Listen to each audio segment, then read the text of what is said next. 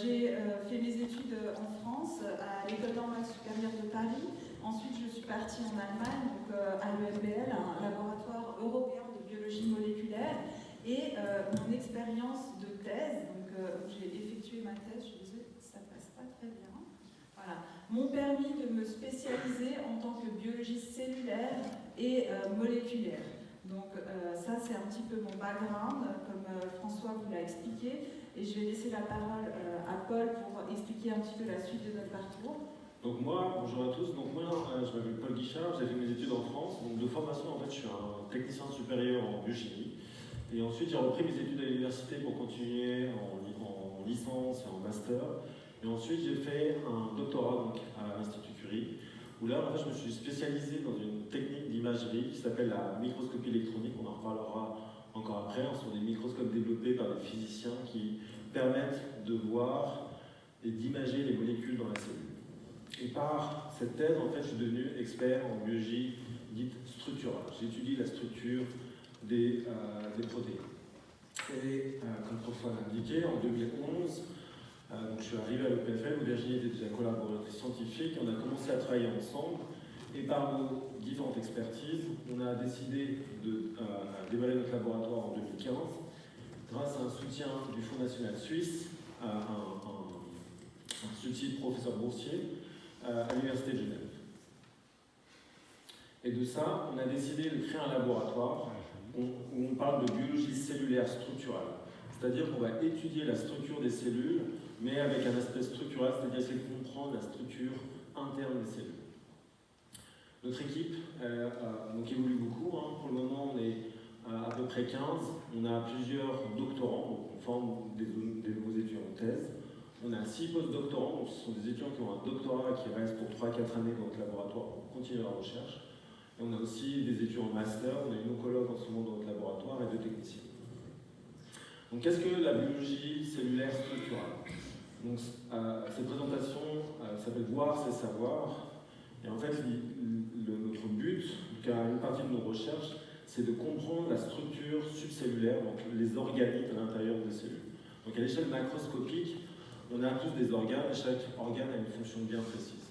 À l'échelle microscopique, à l'échelle des cellules, on a aussi à l'intérieur des organes qu'on appelle des organites, qui sont de petites structures subcellulaires qui ont aussi toute une forme bien précise, hein, comme un cœur pour le corps humain. Et ces petites organites ont une structure qui doit être parfaitement respectée pour respecter leur fonction. Donc on essaie de lier, en tout cas on essaie de comprendre à quoi elles ressemblent, déjà de les visualiser, c'est de les comprendre dans leur état dit natif, alors l'état normal, et aussi ainsi mieux comprendre pourquoi quand il y a des pertes de structure, il y a des maladies qui sont associées. Néanmoins, si on veut visualiser ces structures qui sont vraiment très très petites, on ne peut pas les visualiser à l'œil nu, comme vous le savez peut-être, on ne peut pas déjà visualiser une cellule à l'œil nu, c'est extrêmement difficile, c'est beaucoup trop petit. Et pour vous donner une ordre de grandeur, un cheveu c'est à peu près 100 micromètres, c'est-à-dire 0,1 mm. Donc le cheveu on peut le voir, mais une cellule c'est 10 fois plus petit, à peu près 10 fois plus petit qu'un cheveu. Donc on est à peu près à cette taille-là. Et les organites, eux, sont de l'ordre de 1 micromètre, voire 0,1 micromètre. Donc on est 100 à 1000 fois plus petit qu'un cheveu. Et de là, en fait, on a besoin d'utiliser des microscopes puissants pour essayer de comprendre et de visualiser cette structure interne. Donc la question est comment visualiser cette architecture cellulaire et tous ces organelles. Et un des organites, organelles c'est un terme anglais, organite, un des organites qui nous intéresse le plus, c'est donc le centrosome composé de centrioles. Alors qu'est-ce que le centrosome? Le centrosome, c'est un organite qui a été découvert il y a plus de 100 ans par un chercheur allemand qui s'appelait Theodor Boveri, qui à l'époque déjà avait besoin d'utiliser déjà la microscopie pour étudier les cellules, et avait découvert qu'à l'intérieur de ces cellules, donc ce sont des œufs d'Ascaris, hein, ce parasite, il utilisait parce que ces cellules étaient déjà très grosses. Et en utilisant des colorants, il a observé que lors de la division d'une cellule, il y avait 2 masses à l'intérieur de la cellule qui apparaissent, toujours énormes. Et donc il les a appelés centrosomes, sans savoir vraiment leur nature moléculaire, leur a donné ce nom. Et ensuite, Theodor Boveri a un peu voyagé en Europe, il a découvert différents types de colorations, et il a surtout appris à décolorer ces colorations bleues qu'il faisait ici. Et en faisant cette décoloration, il a découvert qu'à chaque fois, à l'intérieur des centrosomes qu'il avait découverts, il y avait toujours un ou deux petits points qu'il a appelés les centrioles. Et déjà à l'époque, donc il y a plus de 100 ans, à peu près 150 ans, Théodore Boveri a fait ses dessins où il a proposé un lien entre les centrosomes et le cancer. Donc les centrosomes sont importants pour ici accrocher les chromosomes. Tout ça, c'était pas très bien connu à l'époque. En tout cas, il avait déjà proposé que l'information génétique, l'ADN, était séparée grâce aux deux centrosomes lors de la division cellulaire.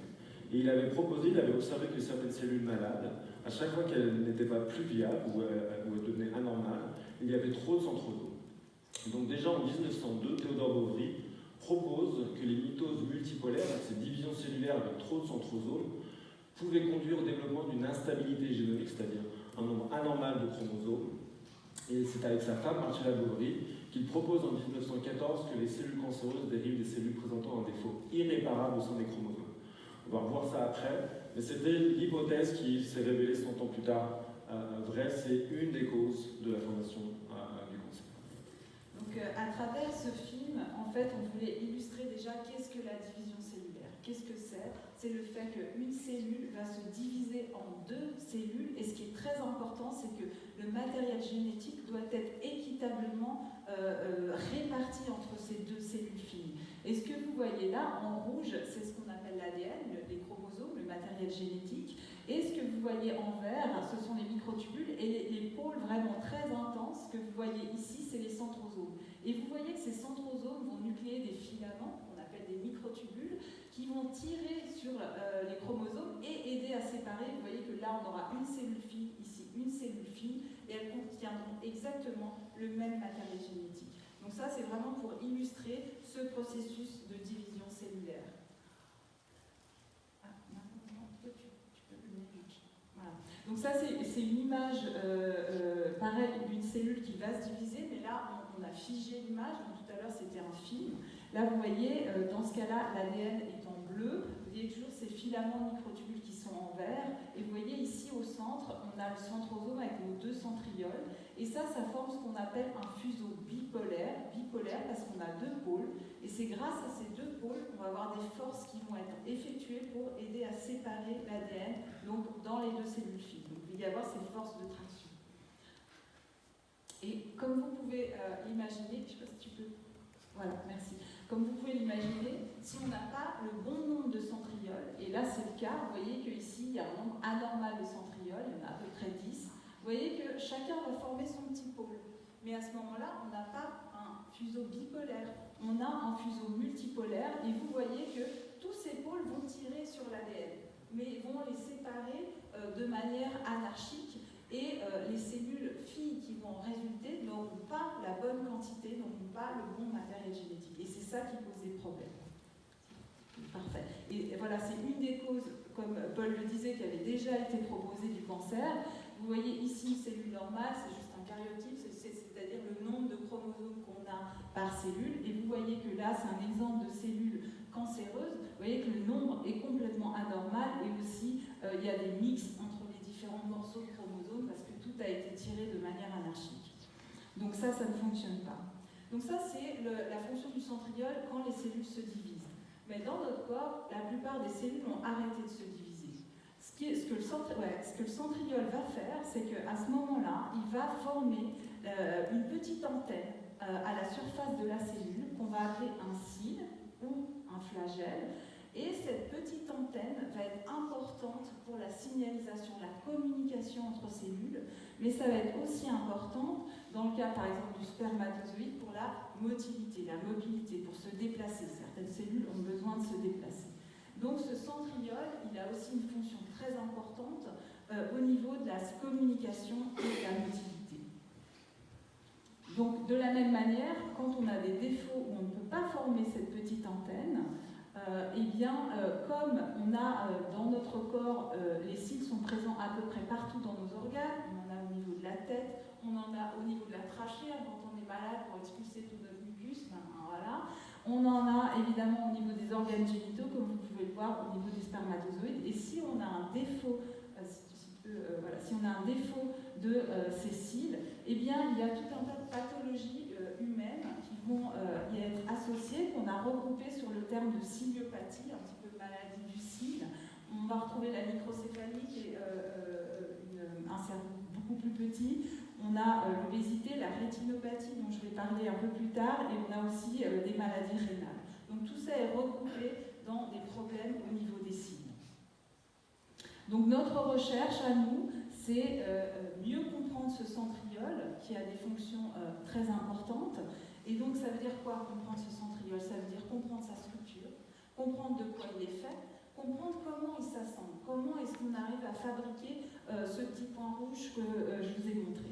Et pourquoi on veut comprendre ça? Déjà, d'une manière fondamentale, c'est très important au niveau fondamental de comprendre comment cet organisme se fonctionne, mais c'est aussi important au niveau de la recherche translationnelle, c'est-à-dire que quand il y a des défauts, ça va amener à des pathologies. Et est-ce que ce qu'on peut comprendre au niveau fondamental peut nous aider à comprendre au niveau de l'apparition des maladies et peut-être aider après au développement de traitements. Donc comment faire? Comment faire donc? Alors si je perds mon micro. Donc la question qu'on essaye maintenant, comme Virginie le disait, c'est d'étudier cette structure, de comprendre la structure du centriole. Comme je l'expliquais au début, aussi une des spécialités du laboratoire, c'est la microscopie. On utilise beaucoup de microscopie. Et il y a différents types d'approches. Je vais juste parler de ces deux approches principales qui s'appellent soit la microscopie photonique, donc c'est un peu tous les microscopes qu'on a en général utilisés pendant les études à l'école. Donc ce sont ce type de microscopes qu'on voit ici à droite. Ou il y a d'autres types de microscopes beaucoup plus puissants qui s'appellent les microscopes électroniques. Alors on parle de microscopes électroniques parce qu'ils fonctionnent avec des électrons. Et ici, les microscopes à lumière qu'on connaît classiques sont des microscopes photoniques qui fonctionnent avec des photons. Donc on a décidé au début de notre laboratoire en 2015 d'utiliser la microscopie électronique pour essayer de comprendre à quoi ressemblaient les centrioles, encore une fois ces points qu'on voit jusqu'à présent.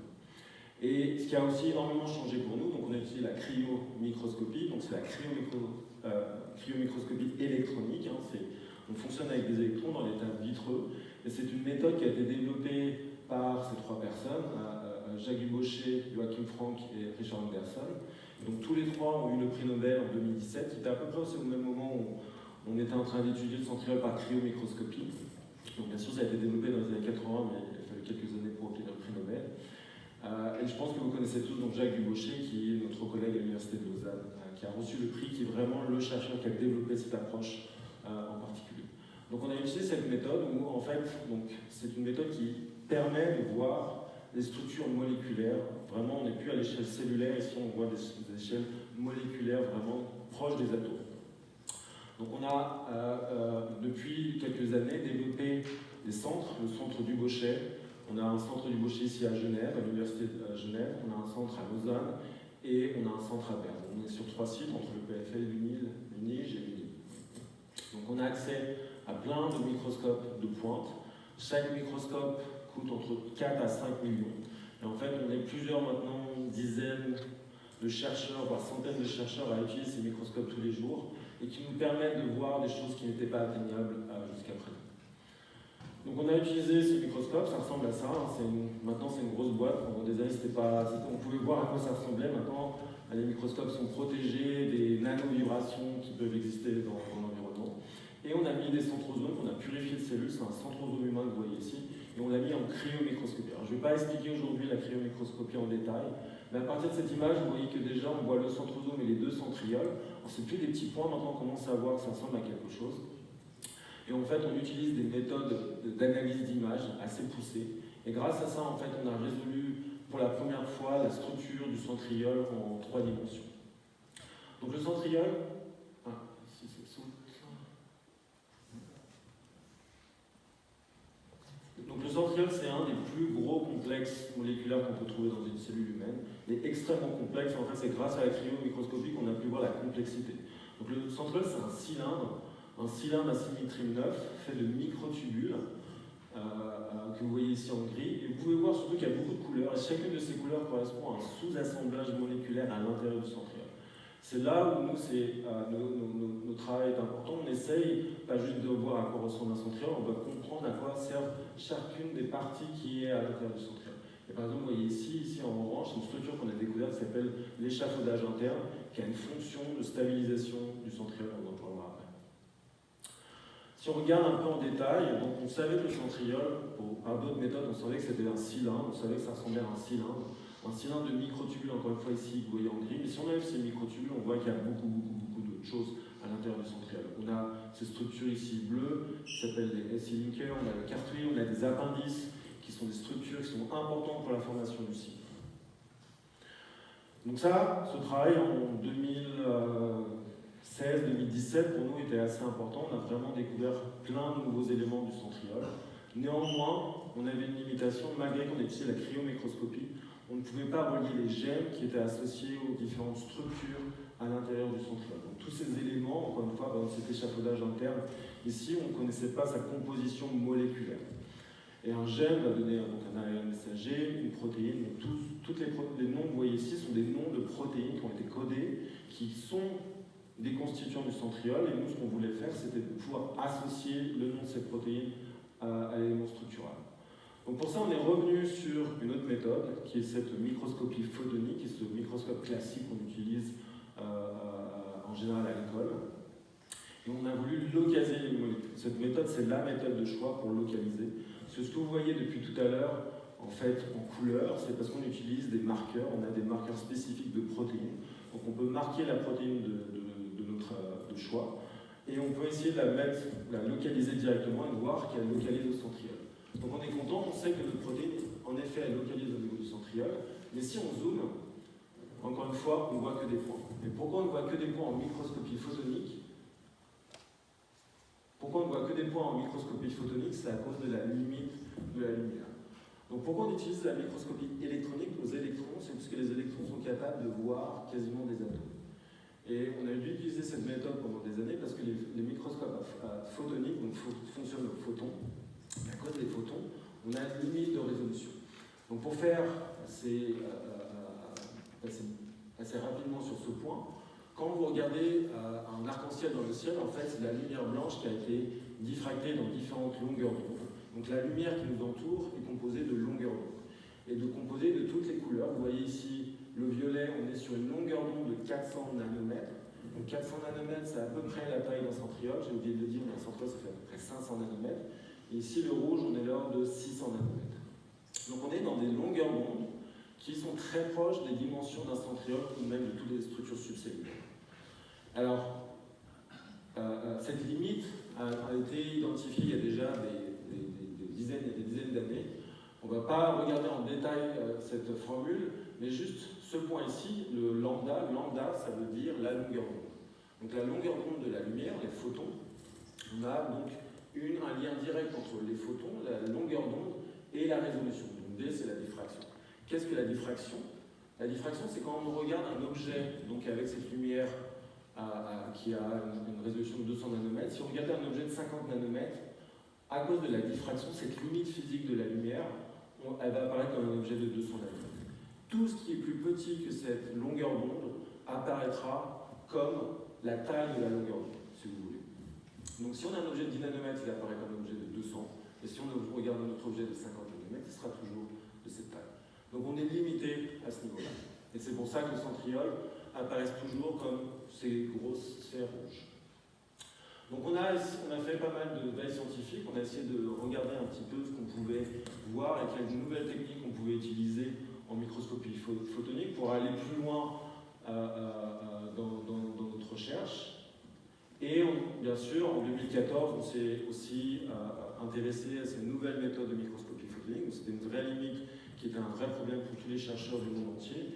Et en 2014, 3 chercheurs ont reçu le prix Nobel pour le développement de microscopie photonique, mais dite à super résolution, donc capable de dépasser cette limite de résolution de 200 nanomètres, c'est ce qui s'appelle la nanoscopie.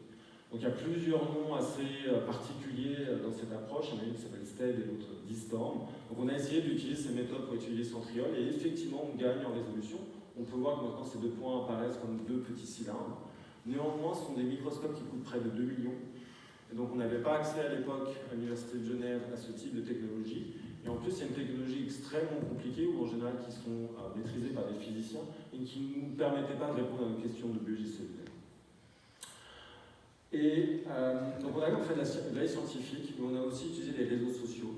Donc aujourd'hui, les réseaux sociaux, on peut en discuter si c'est bien ou mal. En tout cas, il y a 10 ans, il y avait un élan assez fort entre chercheurs, où en fait on utilisait Twitter pour échanger des informations, les gens relayaient quand il y avait des choses intéressantes, comme on fait aujourd'hui, mais on faisait à travers Twitter.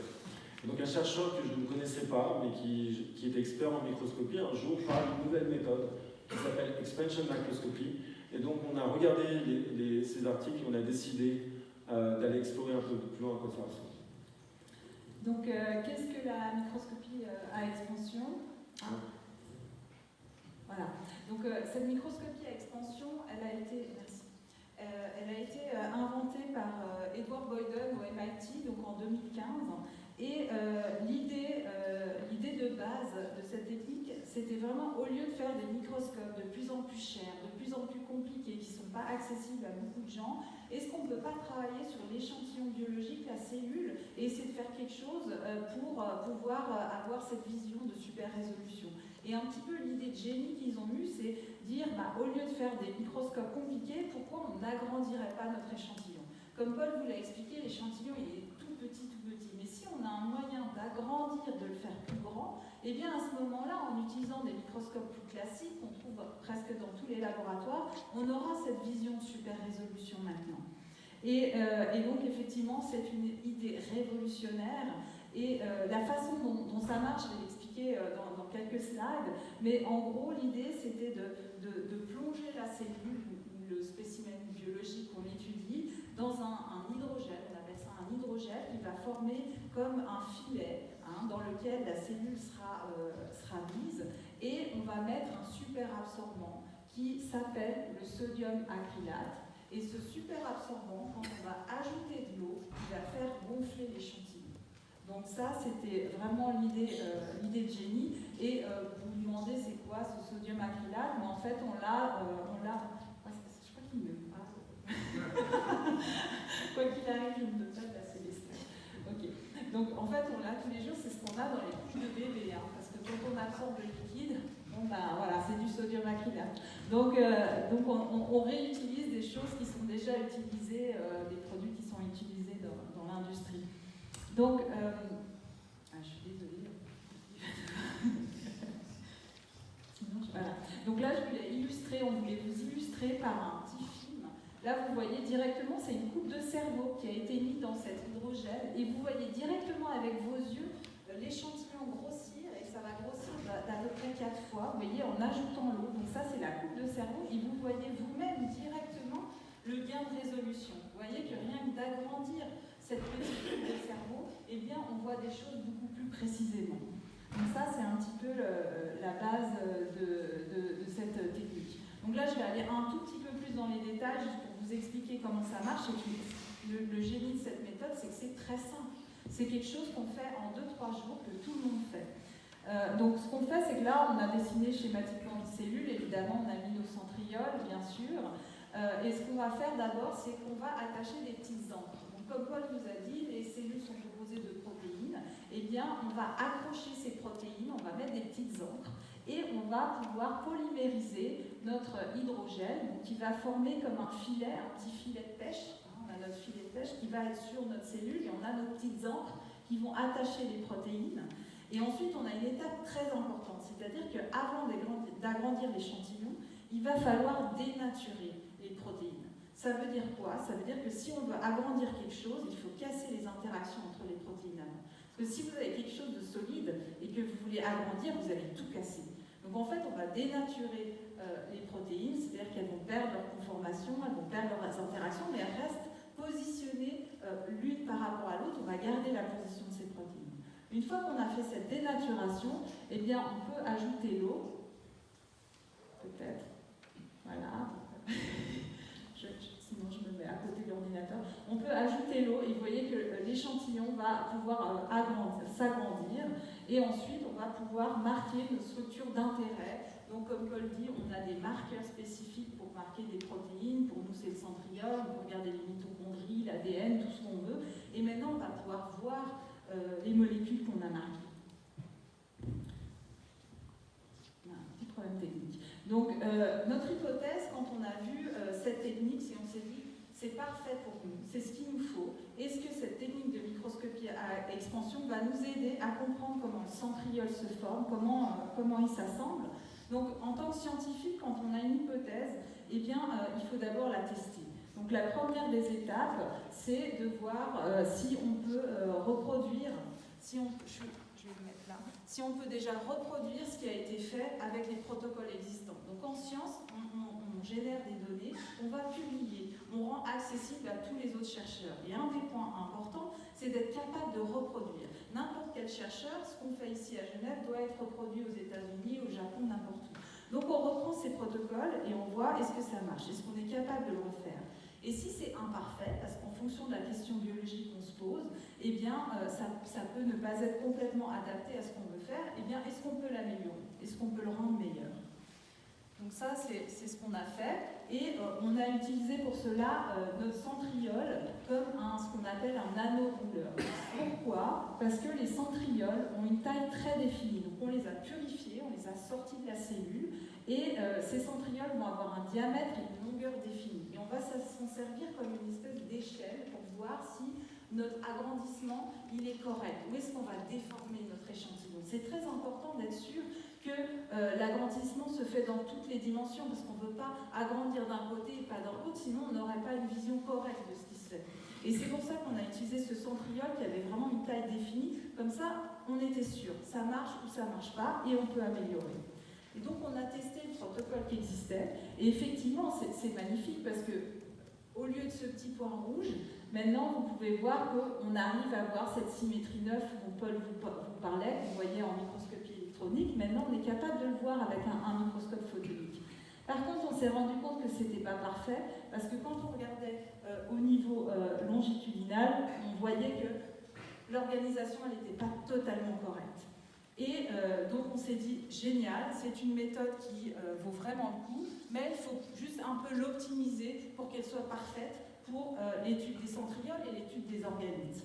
Et donc on a optimisé cette méthode qu'on a appelée UAXM, pour Ultra Structure Expansion Microscopy. Et vous voyez que maintenant, effectivement, on voit bien notre symétrie neuve, magnifique, et on a bien la forme correcte du centriole, la forme exactement qu'on s'attend. On n'a plus de déformation.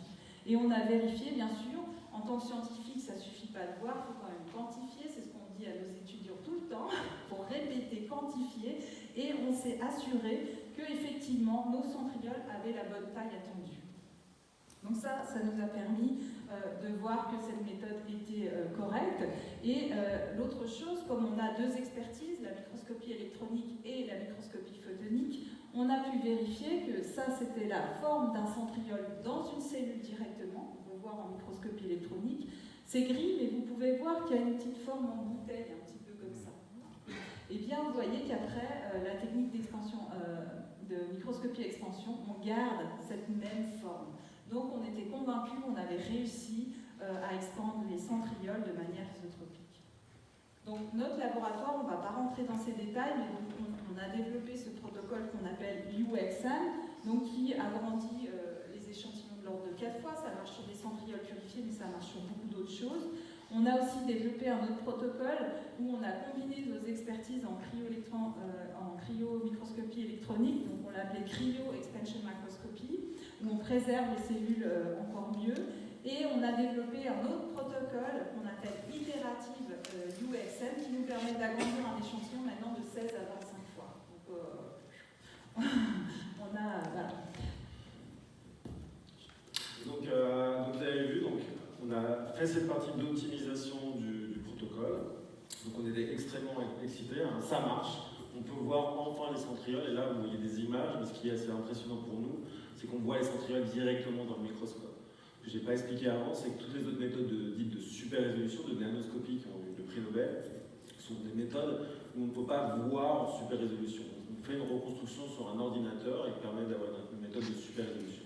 Là, comme on a un objet qui est plus gros, on va sur un microscope classique, et en regardant directement dans le microscope, on a cette vision de super résolution. Donc ensuite, qu'est-ce qu'on peut faire? Donc notre but, si on se rappelle de cette structure de centriole avec tous ces sous-éléments importants, ce serait de découvrir, le but c'est de découvrir les molécules qui composent le centriole, et aussi c'est de comprendre comment elles s'assemblent. Avant de comprendre pourquoi le centriole peut être impliqué dans des maladies, il faut déjà comprendre comment le centriole centriole s'assemble de lui-même. C'est moi qui vais Donc, si on regarde un petit peu à quoi... On est passé sur des cellules humaines, on travaille sur des cellules humaines au laboratoire. Et donc là, vous voyez deux types de centrioles en microscopie électronique. On voit un centriole, encore une fois, c'est un cylindre, donc on le voit en vue de face. Si on a un centriole vu de côté, ici vous avez deux exemples. Et ça, c'est ce qu'on voit en microscopie, encore une fois, photonique. Hein, c'est ce blob, on n'a pas assez de résolution.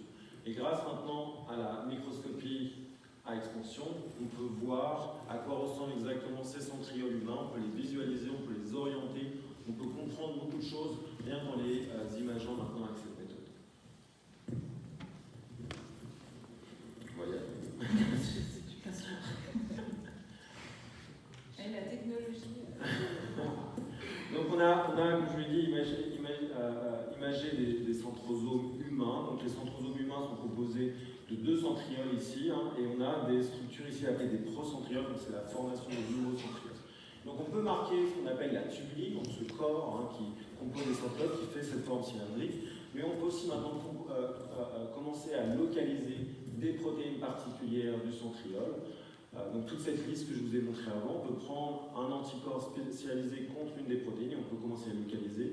Ici par exemple on localise une protéine qui s'appelle SACIX, qui se localise, qui est importante pour la formation des procentrioles. Donc on voit qu'elle est présente seulement ici au début des pieds centrioles, mais on peut aussi par exemple marquer cette protéine appelée CP110, qui elle en fait est un chapeau qui contrôle la formation des centrioles. Et c'est grâce maintenant à cette super résolution qu'on peut comprendre pourquoi ces gènes sont impliqués dans certaines fonctions qu'on imaginait avant. Donc on a pris toutes les protéines qu'on connaît à présent sur le centriole. Aujourd'hui on est à plus de 300 protéines. Ça c'était les 25 premières qu'on avait commencé à étudier. Et on a commencé à les localiser en utilisant la microscopie à expansion. Et ce qu'on a découvert, ce qui était assez impressionnant, c'est que la plupart de ces protéines avaient une localisation pas du tout aléatoire, mais avaient une localisation bien précise, bien définie à l'intérieur des centrioles. Et je vous ai parlé au début de cet échafaudage interne, ici en orange. Hein. On a découvert qu'on n'avait pas du tout d'idée de la composition moléculaire. Grâce à la microscopie à expansion, on a découvert des protéines bien particulières ici, vous voyez, qui localisent exactement à l'intérieur des centrioles. Si on les voit en vue de face, vous voyez que ces protéines sont très très proches ici du corps de microtubule qui est en gris. Donc toutes ces protéines localisent et font partie de cet échafaudage interne.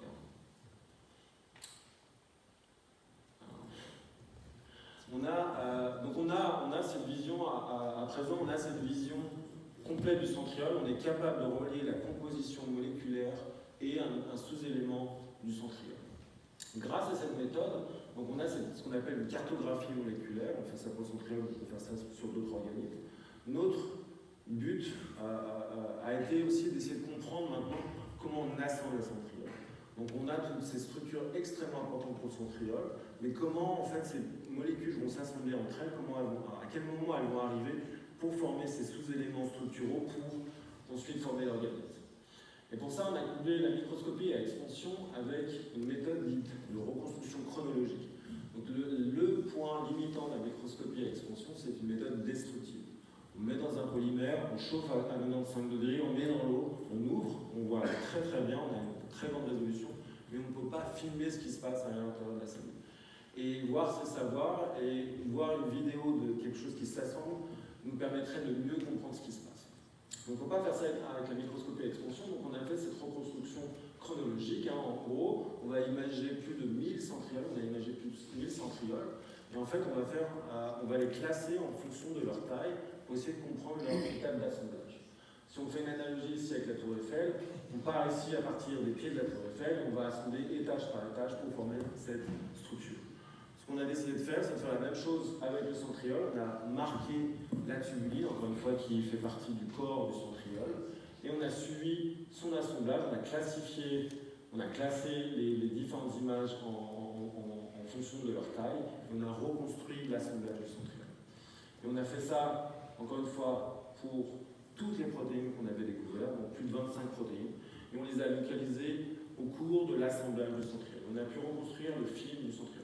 Si on reprend cette protéine qui était là importante pour la formation du procentriole, qui est là dès le début, qui s'appelle SACIX, on voit par exemple que cette protéine s'assemble dans le centriole, va croître, vous voyez que le signal grandit légèrement, mais à un moment va s'arrêter alors que le centriole va continuer.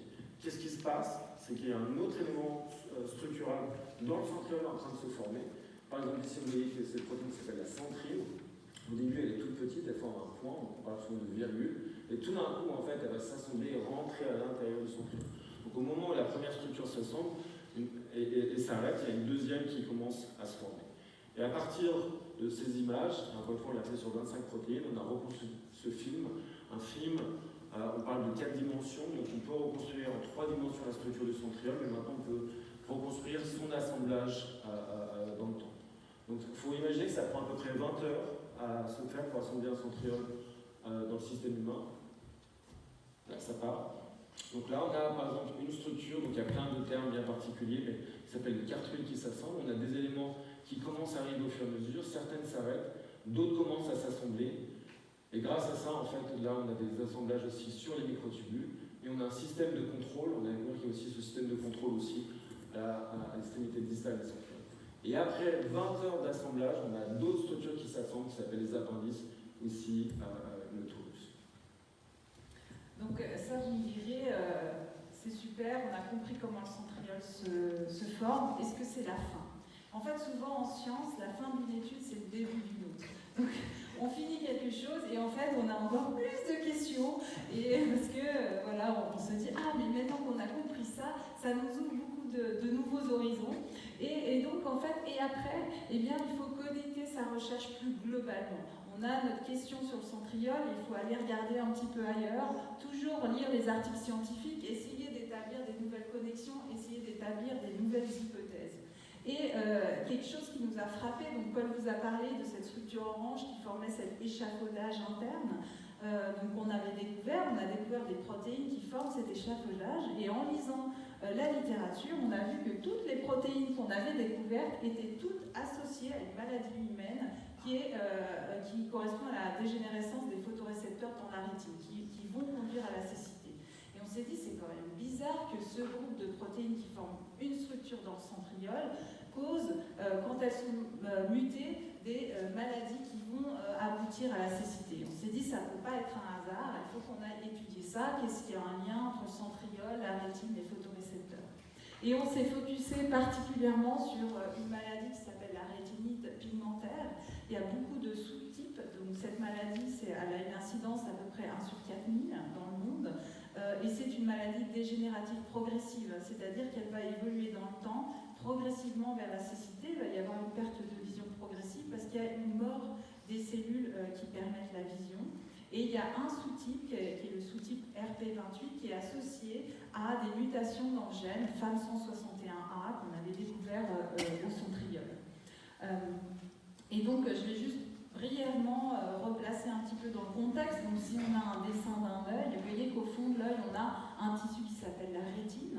C'est le tissu qui va recevoir les informations lumineuses, et il est composé donc de cellules et de couches de cellules, et dans ces couches de cellules, on a des photorécepteurs, des photorécepteurs ici, qui sont appelés cônes ou bâtonnets, et en fait, ces photorécepteurs, c'est des cellules ciliées spécialisées. Donc on retrouve encore notre formation des cils, et du coup, on comprend, le lien avec les centrioles, ce sont des cellules ciliées.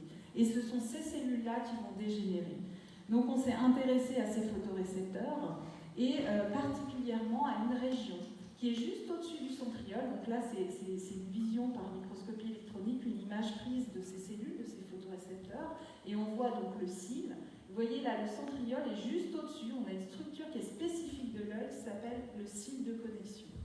Et quand on a fait la veille scientifique, on s'est rendu compte que toutes les protéines qu'on avait découvertes, apparemment, elles localisent là, juste au-dessus du centriole, dans cette structure qui a l'air composée de microtubules. Mais de la même manière que pour le centriole, on ne voit pas bien. La résolution n'était pas bonne. Et donc, on s'est dit, est-ce que la microscopie à expansion pourrait nous aider à comprendre ce qui se passe dans cette maladie, dans la formation de cette structure? Et donc, on a utilisé notre technique UXM sur la rétine. Donc ici, vous voyez une rétine de souris. Il y a les différentes couches cellulaires. Ici, on a marqué les microtubules. Donc tout ce qui est en magenta, c'est des microtubules. Et là, c'est une vision à 10x, mais on peut avoir une vision plus précise. Et vous voyez ici toute cette forêt, j'aime appeler ça une forêt photorécepteur. Donc c'est toutes nos cellules ciliées qui sont dans la rétine. Et vous voyez on a marqué en vert ce cil de connexion qui est juste au-dessus du centriole. Et on peut encore zoomer encore plus. Et vous voyez qu'en fait, maintenant, on a une vision de super résolution directement dans le tissu. On peut voir dans le tissu ces cils de connexion directement au microscope. Donc ça, c'est dans le cas normal. Vous voyez qu'on a le centriole et on voit très bien notre cil de connexion. Et donc, on a voulu savoir déjà comment il se forme de nouveau ce cil de connexion, quand est-ce qu'il arrive, comment ce photorécepteur va maturer. Et donc pour ça, on a regardé des rétines chez des souris à différents temps, chez des souris qui viennent de naître, donc à P4, postnatal après naissance, 4 jours jusqu'à 30 jours. À 30 jours, la cellule photorécepteur, elle est mature, elle est pleinement fonctionnelle. Et ce que vous voyez, c'est que ce cil de connexion, donc là on voit, on a marqué la protéine POC5 qui fait partie de cet échafaudage orange dont on avait parlé. Vous voyez qu'elle déjà se forme un petit peu loin du centriole. Mais vous voyez qu'elle va se former au fur et à mesure, elle va s'allonger dans les deux directions jusqu'à former ce cil de connexion qui va contacter le centriole. Vous voyez que là c'est la forme mature. Hein. Le photorécepteur est fonctionnel. Et en tant que scientifique, on génère des images, mais qu'est-ce qu'il faut faire? Il faut observer. Observer, observer, observer, regarder ces images. Qu'est-ce qu'on voit? Eh bien, si on regarde, on se dit, tiens, mais c'est vraiment bizarre. J'ai l'impression que quand j'ai ma structure verte, mais mon signal magenta de microtubules, ils sont très proches. Et vous voyez peut-être que quand vous ne l'avez pas, ça a l'air plus écarté. Donc on s'est dit, tiens, est-ce qu'il n'y a pas un lien, est-ce qu'il n'y a pas une fonction donc de cet échafaudage? Et donc ça, c'est une hypothèse, il faut la tester, il faut mesurer, il faut quantifier. Donc on a une impression que c'est plus large quand on n'a pas cette structure. Eh bien, on va mesurer le diamètre entre ces deux murs violets. Et vous voyez que quand on a cette structure verte, vous voyez qu'on a un certain diamètre, et quand on ne l'a pas, effectivement, c'est plus large. Et ce qu'on s'est dit, c'est que en fait, cette structure, cet échafaudage, c'est un petit peu comme une fermeture éclair qui sert à maintenir nos murs de microtubules. Et si on ne l'a pas, eh bien, comme la fermeture éclair, c'est un petit peu ouvert. Donc ça, c'est ce qui se passe dans la condition normale. Et on a voulu savoir qu'est-ce qui se passe quand il y a une maladie, donc la condition où le gène FAM161A n'est pas là. Et donc, on travaille avec des collaborateurs à l'hôpital Jules Gonin à Lausanne qui ont un modèle murin qui récapitule la maladie humaine de rétinitis pigmentosa où ce gène est muté. Donc, ils nous ont donné les rétines de souris qu'on a pu analyser. Et ce que vous voyez, donc ça c'est un photorécepteur normal, vous voyez que la fermeture éclair elle est fermée. Et vous voyez que chez les souris malades, vous voyez qu'on va perdre cette structure verte. Et quand on la perd, vous voyez que tout s'ouvre. On perd cette cohésion. Et c'est à cause de ça que les cellules vont mourir, parce qu'elles ne sont plus maintenues. Et tout ce qui est au-dessus, tout va s'écrouler. On va perdre l'intégrité de la cellule et la cellule va mourir. Et donc là, on a compris, grâce à la microscopie à expansion, pourquoi on a vu cette perte des photorécepteurs. Et toujours avec nos collaborateurs à l'hôpital Jules Gonin, eux, ils essaient de développer une thérapie génique. La thérapie génique, c'est quoi? C'est d'essayer de réintroduire la protéine ou le gène qui est malade, qui est fautif, qui ne marche plus. Et donc, ils font ça chez la souris, donc dans ce modèle de rétinite pigmentaire. Et en fait, donc ils essayaient de réinjecter ce gène et de voir si les souris pouvaient de nouveau voir. Comme je vous disais, cette maladie évolue vers la cécité. Et donc, ils ont essayé différents types d'injections et une de leurs stratégies, c'est d'utiliser des vecteurs viraux qui sont bien sûr non pathogènes, qui vont permettre de réexprimer le gène qui manque. Et ça, ils font l'injection sous-rétinienne. Et l'avantage de cette injection, c'est qu'on va injecter exactement là où les photorécepteurs, c'est-à-dire notre cible, sont. Donc, on veut vraiment injecter pour que ce soit ces cellules qui récupèrent le gène. Et ce qui est aussi intéressant avec les vecteurs qu'ils utilisent pour la thérapie génique, c'est que ça permet une expression persistante. C'est-à-dire qu'on ne veut pas réinjecter tout le temps. Si on imagine un traitement plus tard sur les personnes. Donc là, une seule injection suffirait. Par contre, évidemment, c'est local. Donc ici, on n'aura que 20% de la rétine qui sera restaurée. Et donc, nos collaborateurs ont fait ces injections. ont testé différentes manières de réintroduire ce gène et ils injectaient, ils regardaient ce que la souris peut voir ou pas. Et ensuite, ils analysent la rétine, donc ils font différentes coupes. Je passe un peu sur les détails. Et là, vous voyez, c'est la rétine en immunofluorescence classique. Vous voyez qu'effectivement là, on voit le vert, c'est le gène qui a pu être réexprimé. Il a été injecté dans cette partie-là. Donc là, on a réexprimé le gène et pas là. Et donc, malheureusement, ça c'est très intéressant, mais ils ne pouvaient pas comprendre ce qui se passait. C'est-à-dire que des fois, ils injectaient, ils voyaient qu'il y avait du vert, donc le gène avait été réexprimé, mais il n'y avait pas de restauration de la vision. Donc, il y avait un problème, ils ne pouvaient pas comprendre. Donc, de nouveau, on s'est dit, est-ce que notre technique d'expansion va pouvoir aider à comprendre ce qui se passe quand on réinjecte le gène? Et donc, en fait, on a travaillé ensemble, ils nous ont donné leurs lames sur lesquelles ils savaient exactement où ils avaient réexprimé. Et nous, on a pu les mettre dans cet hydrogel. Donc là, vous avez un exemple de ce petit gel d'expansion. Et on a pu analyser les différentes sections de la rétine. Et on a pu visualiser, donc avoir de nouveau cette vision de super résolution dans le tissu et pouvoir voir si effectivement, donc là, c'est la rétine, vous avez différentes couches de cellules. Et on s'intéresse à cette couche ici qui correspond au photorécepteur. Et les petits points verts, c'est la réexpression du gène. Et ce qui est important, c'est que dans une rétine saine, on a un certain nombre de cellules et une épaisseur normale, c'est-à-dire que les cellules sont vivantes. On n'a pas de perte. Par contre, quand on est dans un tissu qui est malade, où on perd nos photorécepteurs, vous voyez que les cellules vont mourir, donc là, on va avoir une perte de cellules, une perte d'épaisseur. Donc ça, on peut le visualiser, on peut le quantifier et on peut le voir directement. Et là, vous voyez qu'on a perdu nos cellules. Et donc, non seulement on peut regarder si on réexprime notre gène, mais comme on peut zoomer et qu'on a cette vision un petit peu super résolution, on peut revoir si on a fermé notre fermeture éclair. Est-ce que c'est correctement fait ou pas? Donc ça, c'était un avantage. Et donc, on a regardé, donc comme je vous l'ai dit, ils ont essayé beaucoup de choses. Il y avait des cas où ils injectaient, il n'y avait pas, les souris ne voyaient pas, n'arrivaient pas, il n'y avait pas d'amélioration. On s'est dit pourquoi. Donc on a fait la technique de microscopie à expansion, encore une fois, voir ses savoirs, est-ce qu'on peut comprendre. Et là, donc, comme je vous disais, c'est une région malade. Vous voyez, on a perdu nos photorécepteurs, on a notre fermeture éclair qui est ouverte. Et dans le cas où ils n'avaient pas de restauration de la vision, vous voyez tout de suite vous-même, le vert il est partout. Vous voyez, au lieu d'être dans une rétine saine, le gène doit être juste exprimé dans cette couche de cellules, vous voyez que là il est partout. C'est pour ça, en fait, on peut réinjecter les gènes, mais il faut contrôler la quantité qu'on va mettre et il faut contrôler où ça va.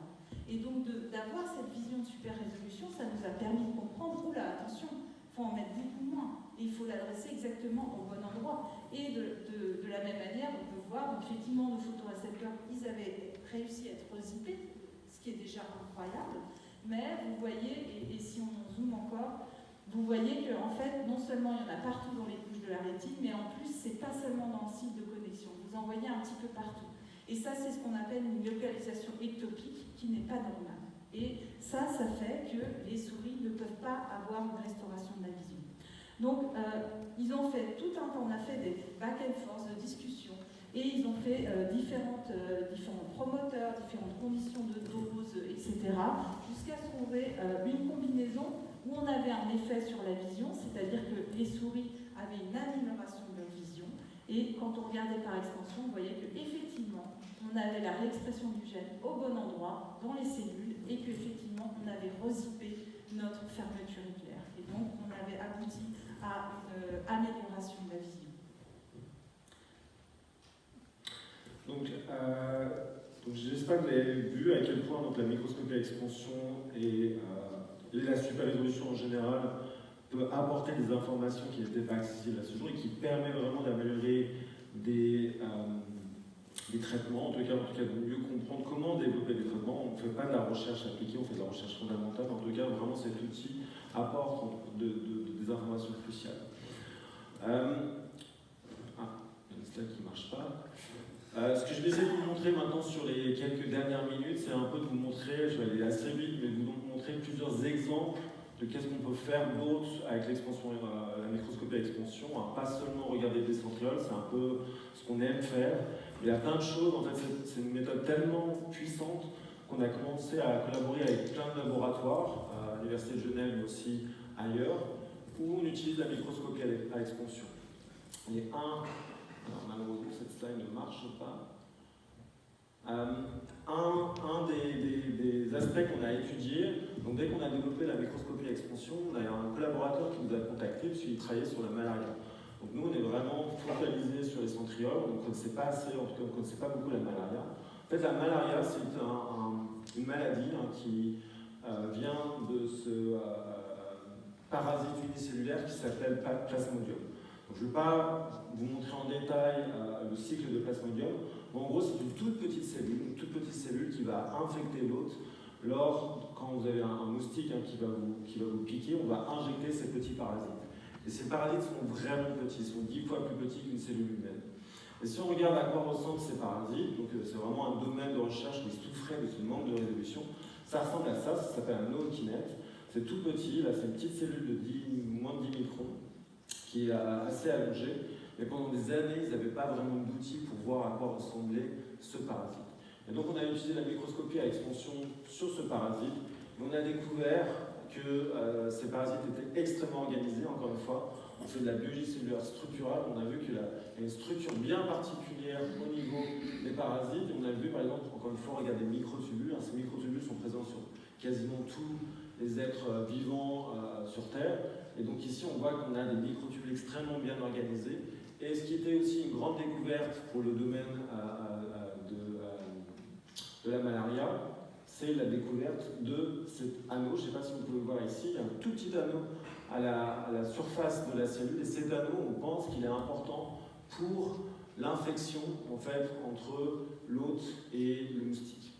Donc ça, c'est le type de structure qu'on peut révéler. Et à partir de ça, on peut commencer aussi à localiser les protéines, comme on fait pour le centriole, et essayer de comprendre à quoi servent ces protéines au niveau de ce petit anneau, et essayer aussi de comprendre sa fonction dans les cellules. On peut également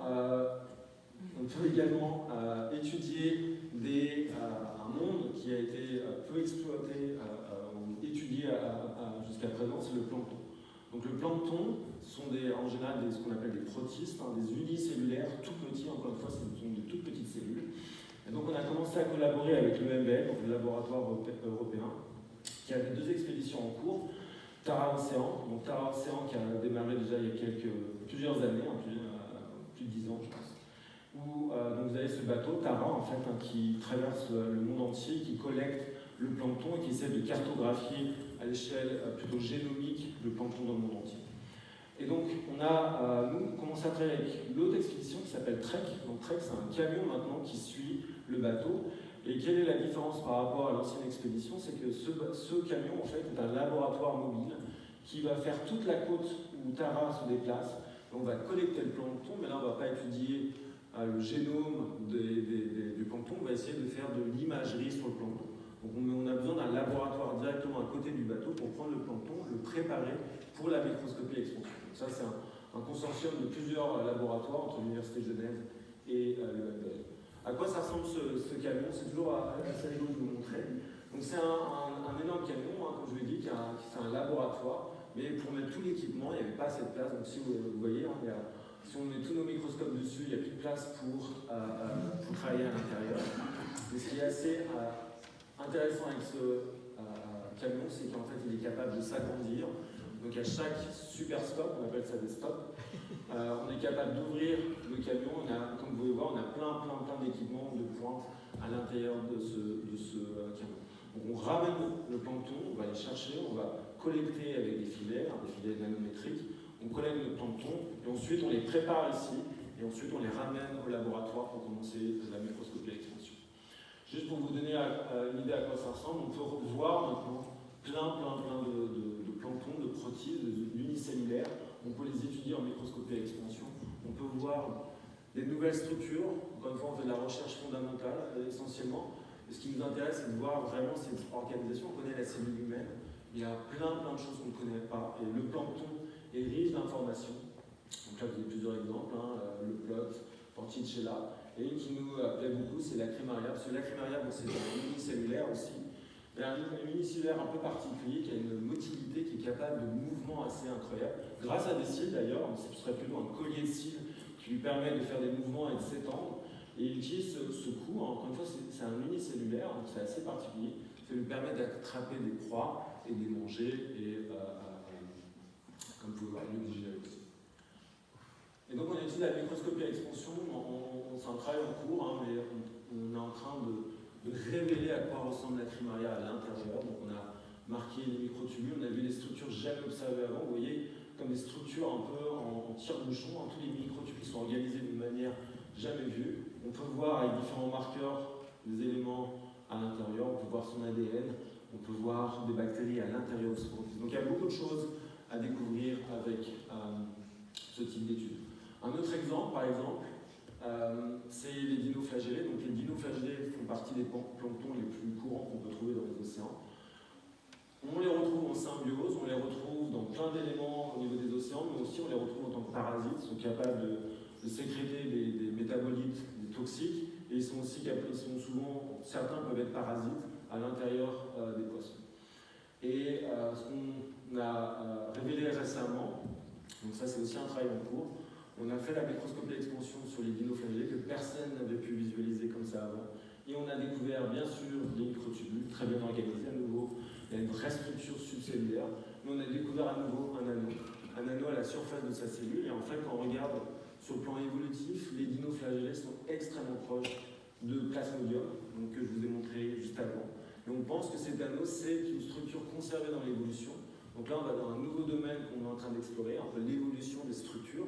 Pas juste révéler les structures, mais comment les structures sont conservées entre espèces, et essayer de voir s'il y a un lien entre les fonctions et les différentes espèces. Dino, c'est pour structure très ancienne. Dinoflagellés, ça veut dire qu'elles sont très dans l'évolution très ancienne. Elles sont très très anciennes. Les dinoflagellés sont assez anciennes. Et donc pour finir, et demain, là c'est ce qu'on fait aujourd'hui, qu'est-ce qu'on va faire demain dans les 10 prochaines années. D'abord, on veut continuer à diffuser cette méthode de microscopie à expansion. C'est aussi un de nos rôles en tant que chercheurs. On est aussi enseignants, nous, à l'Université de Genève.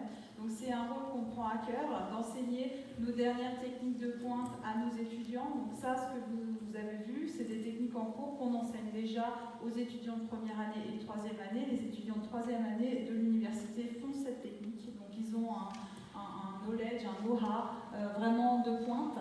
Mais aussi on organise des ateliers pour former des autres scientifiques dans tout le monde, des gens du Japon, des États-Unis, etc. Et ça a aussi une portée pour nous très importante, puisque comme je l'ai mentionné, c'est une technique qui ne coûte pas cher. Et donc on a aussi à cœur de former particulièrement les pays en voie de développement, ou les pays qui n'ont pas accès à des techniques de pointe, qui n'ont pas l'argent pour avoir ces microscopes très sophistiqués. Donc c'est aussi notre rôle en tant que scientifique de partager les savoirs et les techniques.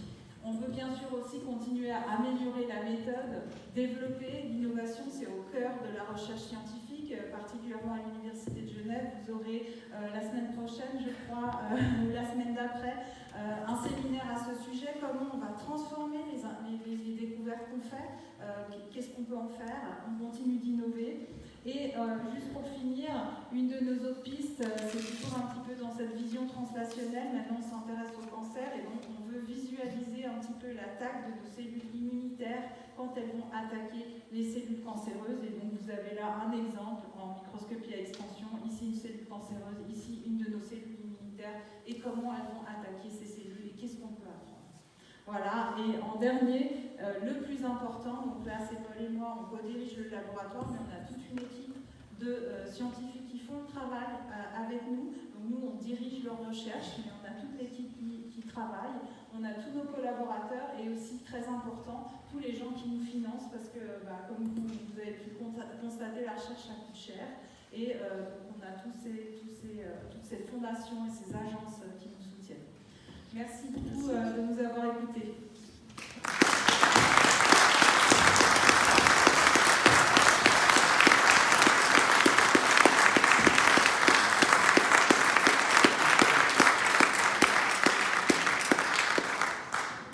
Vous avez des questions, je ne sais pas comment... Voilà. Question de technicien d'abord. Donc vous avez d'abord une formation de technicien, donc avec direct. Est-ce que les lois mécaniques que vous avez apprises sont valables en presque, c'est pas de la nanotechnologie, mais c'est une échelle peut-être intermédiaire. Est-ce que les lois sont très différentes ou bien vous arrivez à... Par exemple, vous avez montré un exemple de Tour Eiffel, donc pour une construction. Est-ce qu'il y a des lois qui ne marchent plus à une petite échelle, ou bien est-ce qu'on peut continuer à... Alors, Enfin, je ne sais pas si ma question est claire. c'est assez clair. En fait, la formation de technicien que j'avais eue était essentiellement sur les techniques d'imagerie, c'était donc de la biophysique. Ouais. Mais en fait, ce qui nous a permis d'aller sur la microscopie à expansion, c'était essentiellement effectivement une formation en microscopie à électrons, donc microscopie électronique.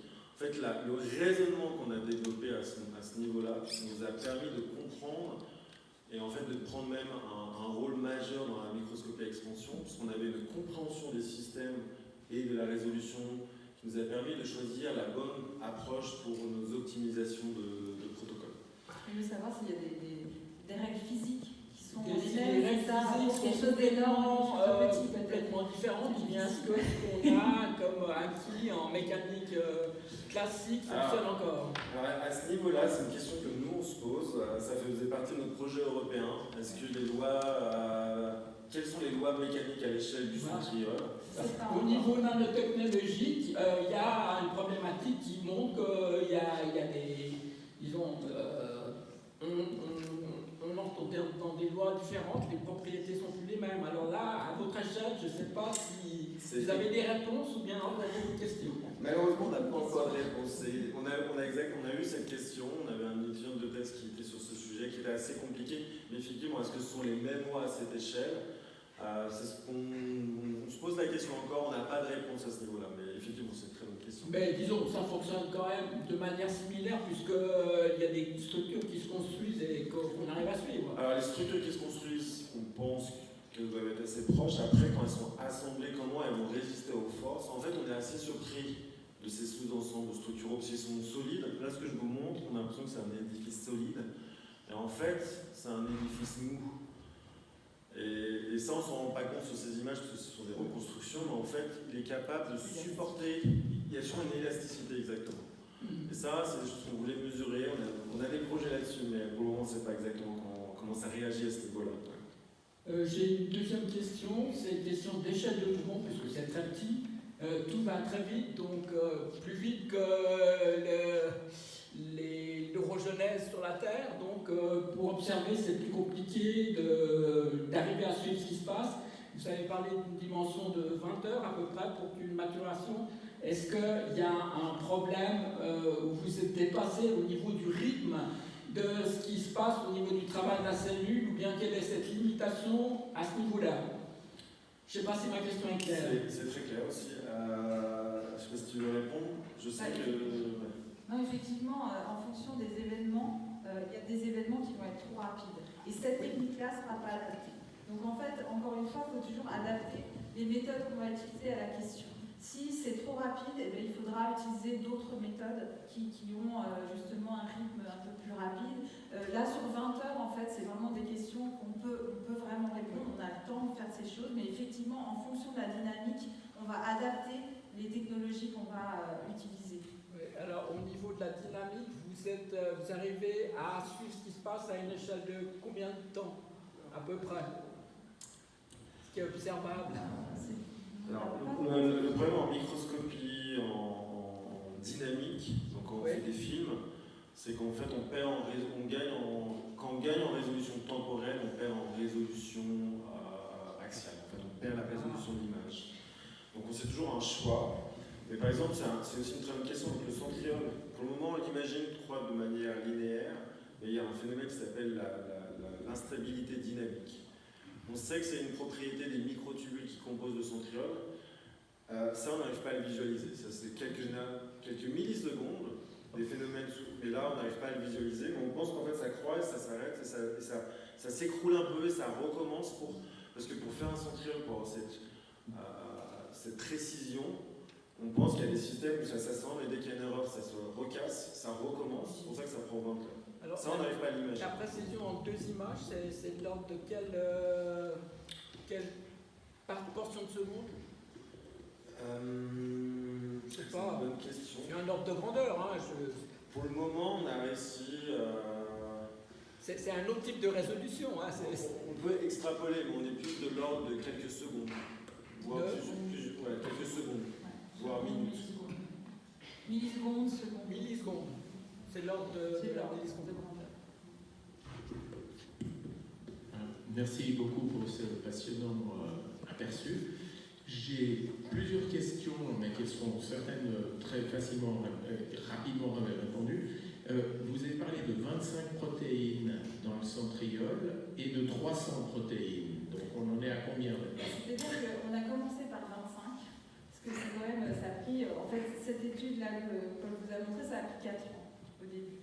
Et maintenant qu'on sait que ça marche, on est passé à 300, 350, parce qu'on sait que dans le centriole, il y a à peu près, il y a peut-être 400, 500 protéines. Voilà, ça on sait, mais on ne sait pas où elles sont, comment elles sont organisées. Et donc on a déjà commencé sur un petit set. Là on est passé maintenant au plus large, mais effectivement ça prend du temps. Mais voilà, l'idée c'est vraiment de faire l'atlas, un peu un atlas complet comme un herbier, je ne sais pas si je peux dire ça comme ça, mais de vraiment prendre chaque protéine et savoir où elle va se passer. Mais voilà, ça prend du temps. Donc il y a encore une complexité cachée qu'il va falloir creuser. Exactement. Ensuite, j'ai une autre question sur le test d'acuité des souris.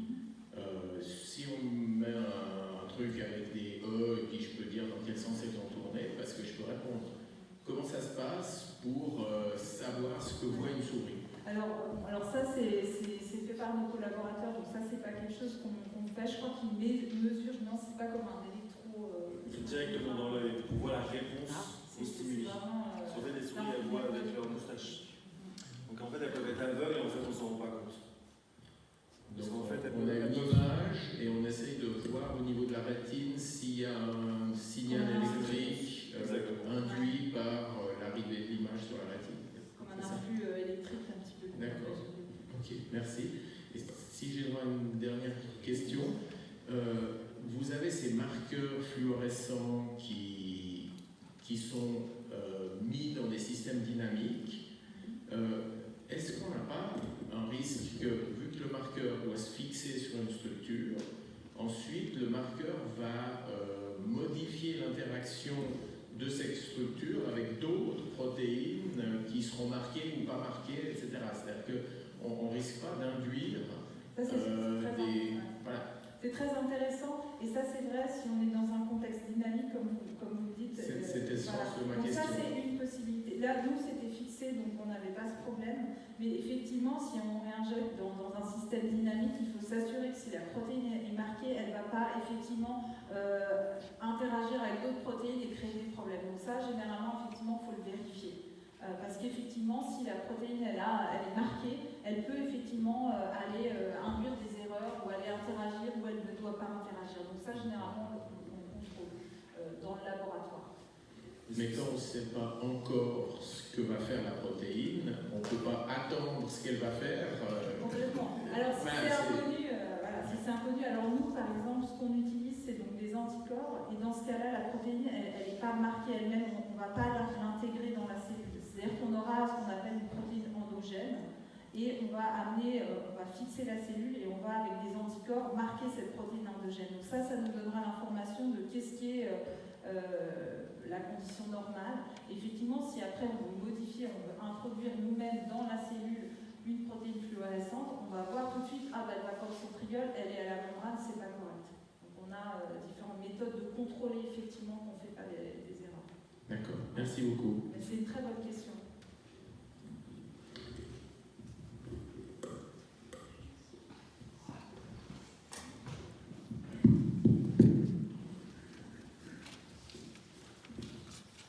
Alors bonjour, merci beaucoup pour votre présentation à deux, ça fait cool de voir un peu de monde pour une fois.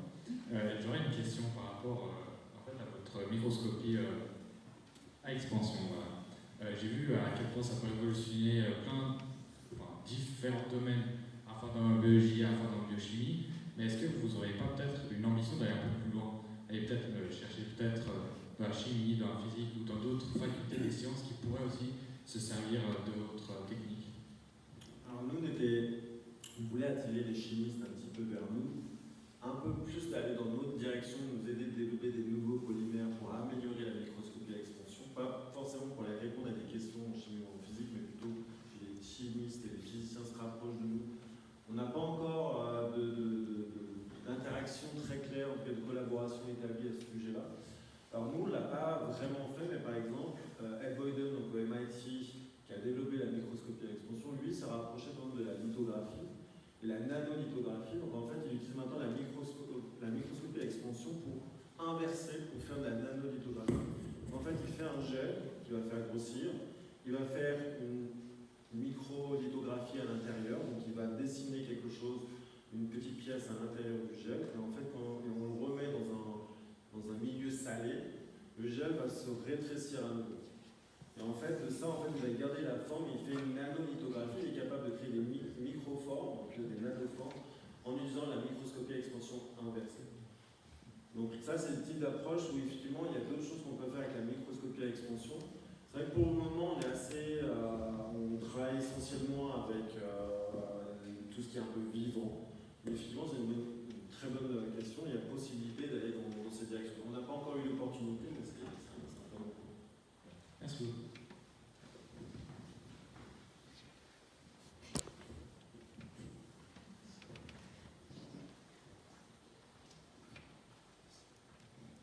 Encore une question plus précise par rapport à votre fonctionnement en groupe. En fait, quand on est seul, on a l'hémisphère droite, l'hémisphère gauche. À deux, je pense que ça fait des interactions qui permettent de dynamiser aussi les hypothèses, les questions et la réflexion.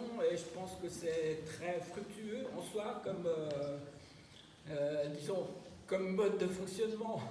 Donc vous êtes bien placé pour pouvoir, je pense que ça doit être très stimulant. Effectivement, et on en parle souvent en fait, même au sein de notre département. On trouve que le métier de chercheur et surtout de chef de groupe est un métier assez solitaire. En fait, on est un peu seul avec ses interrogations, ça ne marche pas tous les jours, rarement même. On a des incertitudes, ça peut être assez compliqué à gérer des fois. Et c'est sûr qu'à deux, en fait, on se challenge, on se pose des questions, on n'a pas la même vision, ça fait maintenant 14 ans, je crois qu'on travaille ensemble. On n'a toujours pas la même compréhension, en tout cas pas compréhension, mais en tout cas vision des questions biologiques. Je crois que par nos formations initiales et sensibilités différentes, on a toujours une approche différente et on ne se sent jamais seul parce qu'on peut confronter, direct quand on a une idée, on peut la confronter et trouver souvent, comme on dit, on ne sait jamais l'un ou l'autre avec la meilleure solution, on trouve toujours une solution entre les deux qui est souvent la meilleure. On est vraiment une confrontation justement d'idées, c'est comme ça qu'on fonctionne et jusqu'à trouver vraiment l'autre idée, la troisième idée qui est la bonne.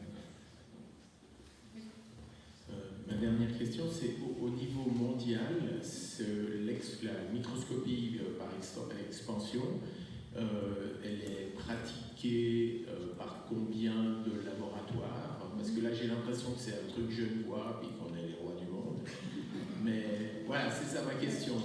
C'est une très bonne question. Là, on vient de fêter les 10 ans de cette technique, de cette technologie, et il y a de plus en plus de laboratoires. Je sais qu'à Boyden, il tient compte, je ne sais pas combien de laboratoires. Nous, on en a formé beaucoup. Je sais que par exemple en France, c'est beaucoup utilisé. En Allemagne, on a formé des gens en Espagne, en Angleterre, au Japon, aux États-Unis, beaucoup.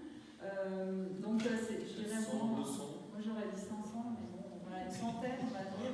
Et en fait, c'est vraiment une technologie qui se développe, mais c'est peut-être un cliché, mais souvent les scientifiques sont très sceptiques. Donc en fait, un de nos rôles à nous, c'est justement d'aller expliquer pourquoi et comment cette technologie marche, en quoi c'est rigoureux, et de vraiment avoir un petit peu aussi ce rôle de convaincre nos collègues. Et on est de plus en plus, et quand il y a de plus en plus d'applications, eh bien, c'est de plus en plus adopté. Mais d'emblée, le scientifique va dire « Oula, attention, est-ce que c'est vrai? Est-ce qu'on peut agrandir un échantillon? C'est quand même bizarre. Et c'est normal, et c'est très bien. Et c'est comme ça, on questionne toujours, et je pense que c'est fondamental dans la science, il faut questionner chaque concept. Et c'est comme ça qu'on avance. Mais donc, je pense que c'est de plus en plus adopté. Nous, on a fait beaucoup d'ateliers, et maintenant, on va avoir justement la première conférence organisée justement sur la microscopie à extension, qui est planifiée pour septembre, où on va regrouper justement tous ces chercheurs qui développent ces techniques, qui l'utilisent pour faire grandir notre communauté et continuer le processus. Merci beaucoup. Merci.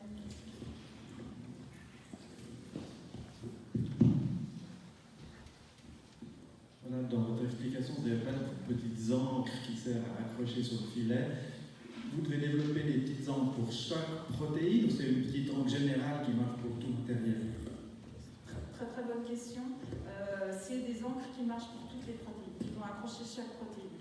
Effectivement, sinon, ce serait vraiment compliqué de pouvoir les accrocher, et c'est vraiment un très bon point. Effectivement, qu'on n'a pas décrit, mais ces petites encres vont en fait attacher toutes les protéines. Elles vont reconnaître un groupement qui sont sur toutes les protéines. Ouais, c'est une très bonne question. Ouais, c'est un peu la force de la microscopie à l'expansion. Donc ces encres, ce sont des petites molécules chimiques qu'on appelle les alvéoles. On en trouve dans tous les laboratoires. Et c'est ça aussi la force de la microscopie à l'expansion, c'est qu'en fait ce qu'on fait, contrairement à d'autres méthodes de super résolution, il faut des microscopes ou des produits bien particuliers. Ici, n'importe quel laboratoire peut commencer demain, il suffit d'acheter du sodium acrylate, parce qu'il y a des couches. Mais à part ça, on peut les ouvrir, on peut même récupérer l'acrylate de sodium. Mais oui, ces encres, tous les produits existent, c'est universel, et c'est là où en fait cette méthode, on parle souvent on dit qu'elle est powerful, donc elle est vraiment là de pouvoir parce qu'en fait elle est simple et elle est accessible. J'ai encore une question qui peut intéresser peut-être les jeunes qui choisissent un peu une carrière et des études faire. Manifestement, vous avez réussi entre les deux à avoir une très bonne maîtrise, je dirais plus en bas, en montant avec une technique, en comprenant bien la technique qui vous permet de voir des solutions, et puis dans un autre sens, d'approcher depuis en haut, comprendre peut-être mieux d'autres aspects.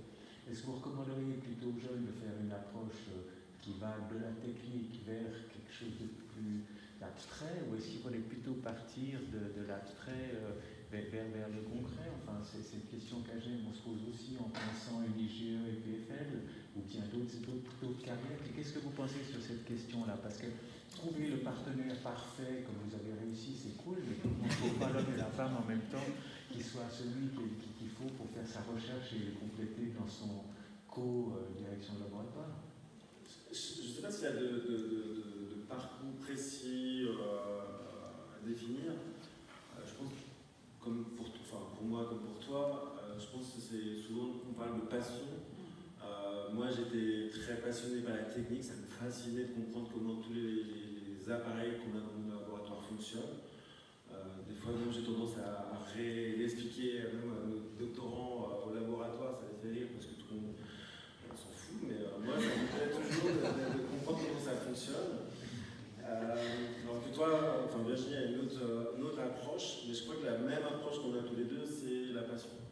Et moi, je sais que par exemple, j'ai fait des études de philo technique, après je suis revenu à l'université, mais ce qui a tout changé pour moi, c'était quand j'ai découvert le centriole, par exemple.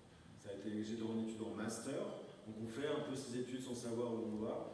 J'ai découvert c'était peut-être mon deuxième sujet de master, en stage de laboratoire, j'ai découvert le centriole, et là, ça a été la technique, les autres questions, tout ça n'avait pas d'importance. En fait, je suis allé dans cette direction. Je pense que c'est important à un moment, ça peut prendre du temps, mais trouver un peu ce qui va nous passionner. C'est une passion et je pense c'est le plus important. C'était une belle conclusion, merci. Merci. Est-ce qu'il y a encore des questions? Alors moi j'ai juste une question plus personnelle pour terminer, parce que je suis mariée à un microbiologiste et je vois que la science ça prend beaucoup de place. Donc je me demandais si vous arrivez à faire autre chose en couple que de la science.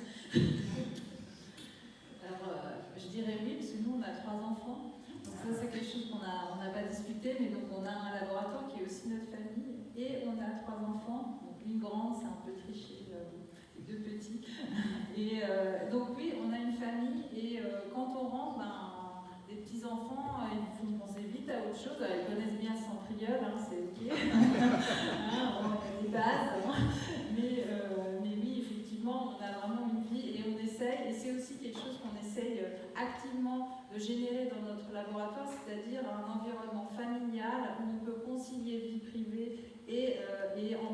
personnel.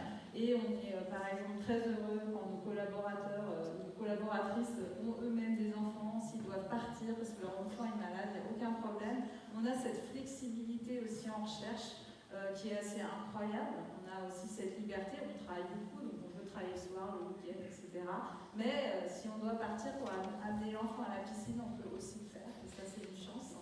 Et voilà, donc nous on a cette ouverture, et on pense qu'on fait un métier formidable, on a cette chance, mais c'est vrai que voilà, on en parle tout le temps. Ça l'a déjà fait, mais il n'y a pas de limite. mais en emmenant les enfants à la piscine, on peut pas être. Voilà. Super, alors merci beaucoup Vincent Sarah Avuleux pour cette présentation. La semaine prochaine, on accueille Martina Valentini qui va nous décrire son parcours, comment est-ce qu'on devient un chercheur, quelles sont les différentes étapes, quelles sont les connaissances qu'on doit acquérir et pratiques et théoriques, donc à 8h mercredi prochain.